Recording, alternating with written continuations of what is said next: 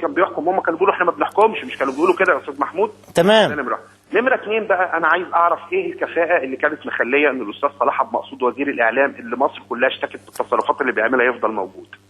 لا، اذا كان في عند، واذا كانت حكومه كفاءات، سمعنا ان السيد وزير الزراعه حقق اكتفاء في القمح من اول مره من ايام عبد الناصر الله يرحمه مات، ما حصلتش، ما سمعناش عنها.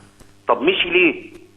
مشي ليه وقعد وزير الداخليه اللي الموكب بتاع مجلس الوزراء يا استاذ احمد لو تذكر احنا فاتحين ملف القمح ده يا استاذ احمد من 3 سنين 4 سنين، وعارفين ان مصر خلال 3 4 سنين كانت هتكتفي من القمح. الداخليه بيعمل اذا كان السلاح بقى زي البونبون واللبان في مصر، خبطوا بعض فاتخبط رئيس الوزراء في النص فيهم في خناقه وقال لك احنا ما نعرفش. صحيح يا استاذ احمد، صحيح كده ولا لا؟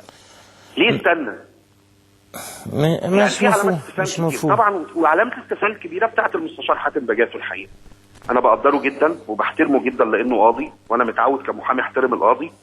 وانا قلت لحضرتك قبل كده في كذا برنامج ان اداء لجنه انتخابات الرئاسه كان افضل من اداء لجنه انتخابات البرلمان. كنت اربأ بيه انه بعد ما اتحاصر في المحكمه الدستوريه هو وزمايله، وبعد ما الناس اللي بيدوروا الدوله دلوقتي اتهموه انه كان واحد بيرفض للمجلس العسكري خطواته ايام ما كانوا زعلانين من المجلس العسكري شويه، او عاملين ان هم الاثنين ان هم زعلانين من بعض، او انه كانوا بيتهموه انه من فلول النظام السابق، وكان هيخش المحكمه الدستوريه في مدرعه انه يقبل انه يكون وزير.